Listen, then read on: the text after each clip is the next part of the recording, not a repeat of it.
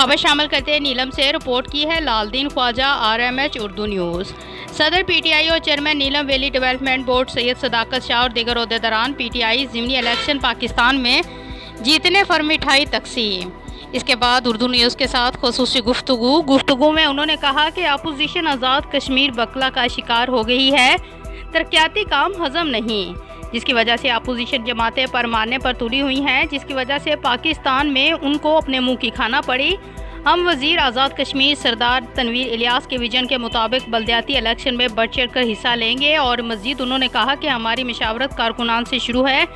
Urdu news के साथ गुफ्तगू करते हुए उन्होंने कहा कि आज़ाद कश्मीर पर की तरह ज़िला नीलम में भी तामीर और तरक्की के जाल बिछाए हैं, जिन पर तेज़ी से काम जारी है, बहुत जल्द मुकम्मल हो जाएंगे।